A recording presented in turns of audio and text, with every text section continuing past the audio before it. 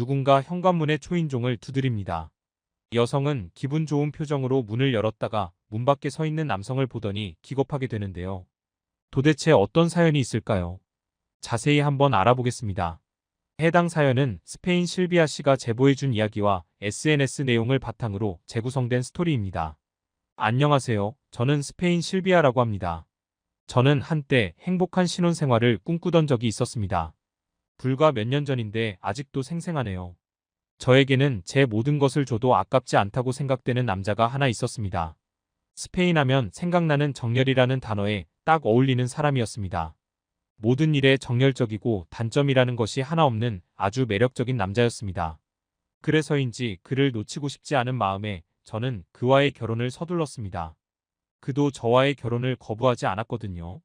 완벽에 가까운 그에게 한 가지 문제가 있다면 그의 주변에는 친구가 많다는 것이었습니다. 이성 친구도 이상한 친구도 많았죠. 제가 특히 싫어했던 친구가 있었는데 바로 한국인 친구였습니다. 그 친구의 이름은 선호였어요. 파티에서 선호를 처음 만났습니다. 태호는 파티에서 사람을 만나는 것을 즐겨했었는데 그 파티에 저도 불렀었습니다. 파티에서 그는 자신의 친구들을 소개시켜 주더군요. 친구들에게는 제가 곧 결혼할 사람임을 알려줬죠. 파티에서 가장 눈에 띈 사람이 바로 선호였습니다. 그는 후드티를 꾹 눌러 쓴 채로 친구들 사이에서 술을 마시고 있더군요. 눈이 거의 보이지 않을 정도로 후드를 눌러 쓰고 있어서 너무 음침해 보였습니다. 춥지도 않은데 긴 팔에 후드티를 쓰고 혼자 조용히 앉아 있으니 시선이 갈 수밖에 없었죠. 이상하다는 생각을 하고 있는데 그와 눈을 마주쳤습니다. 그는 웃지도 않고 빤히 저를 쳐다보더군요. 소름이 끼쳤습니다. 일반적으로 스페인에서는 눈이 마주치면 웃기 때문에 저는 그의 행동이 이상하게 느껴졌습니다. 저는 그 자리를 벗어나 다른 사람들에게 말을 걸고 다녔죠. 시간이 지나 술을 마시지 않은 태호가 저를 집으로 데려다 준다길래 저는 파티에서 빠져나왔습니다. 차 안에서 저는 태호에게 선호가 뭔가 이상해 보이니 친하게 지내지 말라고 충고했습니다. 그는 별다른 생각이 없는 듯 하더군요. 그때는 굳이 잔소리하고 싶지 않아 그냥 넘어갔습니다. 그러던 어느 날 태호의 집에서 데이트를 하게 된 날이었습니다. 태호의 집에 간 것은 처음이라서 긴장이 되더군요. 태호가 집 구경을 시켜주는데 갑자기 초인종 소리가 들려왔습니다. 태호는 당황하더니 저를 남겨둔 채 현관으로 갔습니다. 뭔가 말소리가 오고 가고 태호가 저를 향해 미안하다고 하더군요. 친구와의 약속을 잊어버렸었다며 괜찮다면 같이 놀겠냐고 물었습니다. 누구냐고 물어보며 나가니 선호가 현관문 앞에 서 있었습니다. 저는 당황했습니다. 또 선호를 만나게 되다니. 태호와 함께 있고 싶었던 저는 상관없다고 말했습니다. 그렇게 말하면 선호가 집으로 돌아갈 줄 알았거든요. 하지만 선호도 괜찮다고 했고 저희 셋은 함께 데이트를 하게 되었습니다. 그런데 태호가 화장실을 가거나 물을 마시러 가면 선호가 저에게 쭈뼛거리며 시답지 않은 말을 걸려고 하거나 바라보더군요. 저를 좋아하나 싶을 정도였습니다. 그날 이후 저는 웬만하면 선호와 마주치지 않기 위해 노력했습니다. 둘이 있으려고 한다거나 이상한 추파를 던지려고 한다는 게 잘 느껴졌으니까요. 선호를 잘 피해 다니던 어느 날 현관문 초인종 소리에 저는 황급하게 현관으로 달려갔습니다. 태호가 바쁘다고 약속을 취소했었는데 생각보다 일이 빨리 끝나 저를 보러 온 줄 알았던 거죠. 그런데 현관에는 제가 상상하지도 못했던 인물이 서 있더군요. 바로 선호였습니다. 저는 기겁했으나 티내지 않으려고 했습니다. 선호는 할 말이 있다면서 들어갈 수 있냐고 하더군요. 저는 잠시 고민을 하다가 그를 집으로 들였습니다. 사실 좀 무섭더군요. 그가 무슨 일을 벌일지 모른다고 생각했거든요. 그래도 태호가 그를 친구로 둔 것에는 이유가 있을 거라고 생각이 들었습니다. 안절부절 못해하며 앉던 그는 고민하더니 입을 열었습니다. 저에게 태호가 어디 있는지 아냐고 묻더군요. 태호는 오늘 일이 바빠 저와의 약속을 깬 상태라서 회사에 있다고 말했습니다. 그러자 그는 고개를 마구 젓기 시작했습니다. 선호는 저에게 태호가 회사에 있는 게 아니라고 했습니다. 그러더니 갑자기 뭔가를 제 앞으로 불쑥 꺼내더군요. 그건 선호의 핸드폰이었습니다. 그 안에는 태호가 저보다 더 어려 보이는 여성과 다정한 포즈를 취하고 있는 사진이 있었습니다. 저는 인상을 찌푸리며 뭐냐고 물었습니다. 그러자 그는 태호가 바람을 피우고 있다고 하더군요. 한두 명이 아니라고 했습니다. 어이가 없었죠. 무슨 말도 안 되는 소리냐며 예전 여자친구 사진을 가지고 저에게 이러는 거 아니냐고 소리쳤습니다. 선호는 망설이는 듯한 표정을 짓다가 어떤 사진을 하나 또 보여주었습니다. 또 다른 여자와는 꽤 진한 스킨십을 하는 사진이더군요. 그러면서 태호가 지금 이 여자와의 약속 때문에 저와의 약속을 깨고 갔다고 했습니다. 저는 화가 나 태호에게 바로 전화를 걸었습니다. 하지만 그는 전화를 받지 않고 그저 바쁘다는 단 하나의 문자만 보냈더군요. 문득 선호의 말에 휘둘리고 있다는 생각이 들었습니다. 그가 거짓말하는 것일 수도 있더군요. 지금까지 저에게 좋아하는 티를 냈으니까요. 저는 의심이 가득한 눈으로 선호에게 단도직입적으로 물어봤습니다. 저를 좋아하느냐고 말이죠.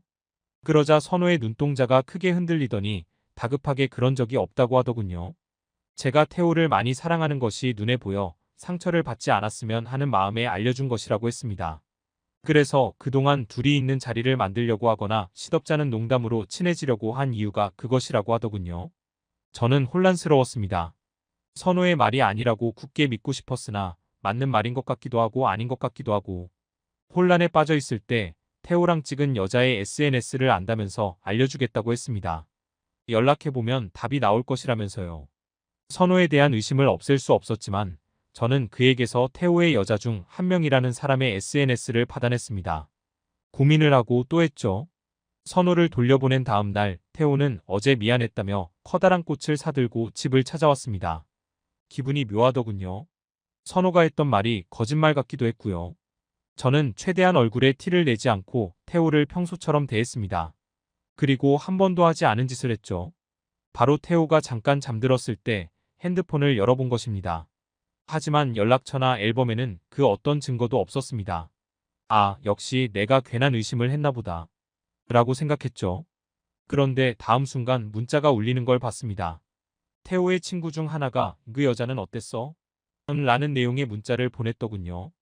등 뒤로 소름이 돋았습니다. 그 기록을 보자마자 내용을 지우고 저는 제 핸드폰으로 선호가 알려준 여자의 SNS로 들어갔습니다. 친한 사람들만 볼 수 있도록 비공개로 돌려놓은 그 계정에 저는 메시지를 보냈습니다. 혹시 태호라는 남자를 아는지요? 그런데 돌아온 답변은 저를 경악하게 만들었습니다. 자신의 남자친구인데 어떻게 아냐고 하더군요. 저는 떨리는 심정으로 그녀에게 혹시 언제 한번 만날 수 있냐고 물었죠. 누구냐는 그녀의 답변에 저는 그의 예비 신부라고 했습니다. 그녀는 수많은 물음표를 답변으로 보내며 알겠다고 하더군요. 그렇게 저는 태호가 숨겨놓은 여자친구를 만나게 되었습니다. 그녀는 정말 어리더군요. 심지어 미성년자인 것 같았어요. 그녀는 저보다 더 화가 나 보이더군요. 그러더니 태호를 만난 지 별로 되지 않았었다며 연락을 끊겠다고 했습니다. 저는 가만히 생각하다가 그녀에게 태호가 우리 말고도 다른 사람을 만나는 것 같으니 결혼식장에 그 사람들을 다 부르자고 했습니다. 그녀는 어리둥절한 표정으로 저를 보더니 무슨 소리냐고 하더군요. 저는 태호가 만나는 모든 여자를 불러서 가족들과 친구들이 있는 앞에서 망신을 주고 싶었습니다. 물론 결혼식장에서 일어난 일이니 저 또한 피해를 보겠지만 너무 화가 나 상관없었습니다. 알고 보니 태호에게는 3개 정도의 핸드폰이 있었고 그 핸드폰으로 여러 명을 만나고 있었던 거였더군요. 저는 이를 갈며 결혼식 준비를 했습니다. 어떤 분들은 제게 왜 바로 파혼을 안 했냐고 물어보시겠지만 저에게는 태호의 민낯을 모든 사람들 앞에서 보여주고 다시는 이런 일이 일어나지 않게 망신을 주고 싶었습니다. 저는 제가 그렇게 싫어했던 선우를 따로 만났습니다. 그에게 혹시 다른 여자들의 메신저들도 아닌지 묻자 그는 한참을 고민하더니 고개를 끄덕였습니다. 저는 그에게 부탁을 했습니다. 그 여자들에게도 연락하게 해달라고 말이죠.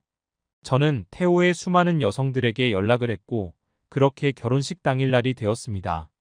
저는 떨리는 마음을 부여잡고 신부 입장을 사작했습니다. 모두의 박수갈채를 받으니 기분이 묘하더군요. 저는 행진을 하는 내내 언제쯤 태호의 여자친구들이 도착할까 생각했죠. 협력해주기로 했지만 당일날 마음이 바뀔 수도 있으니까요. 태호가 웃으며 제 옆에 선 순간 뒤쪽에서 갑자기 큰 소리가 났습니다. 소리난 곳을 받아보니 5명 정도의 여자가 화가 난 얼굴로 쳐다보더군요. 그러더니 어느 사이 태호와 제 앞에 그 여자들이 섰습니다. 태호는 당황한 듯이 어떻게 왔냐는 말만 반복하더군요. 사람들의 숨소리가 들릴 정도로 조용해졌습니다. 저는 누구세요? 라고 모른 척 한마디를 했고 많은 여자 중 한 명이 욕설을 하며 태호의 여자친구들임을 알렸죠. 그리고는 태호의 뺨을 한 대씩 치더군요. 저는 태호의 바로 앞에서 반지를 던져버렸습니다. 그리고는 태호에게 그렇게 살지 말라며 화를 내고는 식장을 빠져나왔죠. 모든 사람들이 태호의 만행을 알게 되었고 저는 상쾌한 마음으로 그 자리를 박차고 나올 수 있었습니다. 나가는 길에 하객석에 앉은 선호를 발견했습니다. 선호의 눈은 동그래져서 저를 바라보더군요. 저는 그에게 웃으면서 지나갔습니다. 만약 결혼했다면 저는 태호의 바람으로 눈물이 마를 새가 없었겠죠. 선호는 이제 저와 제일 친한 친구가 되었습니다. 선호 덕분에 겉만 보고 사람을 판단하면 안 된다는 것을 배웠습니다. 지금까지 실비아 씨가 보내주신 사연에 대해 소개해드렸는데요. 어떻게 보셨나요? 클립 뉴스에서는 여러분의 사연을 기다리고 있으니 소개해주고 싶은 사연이 있으시면 언제든 제보 바랍니다.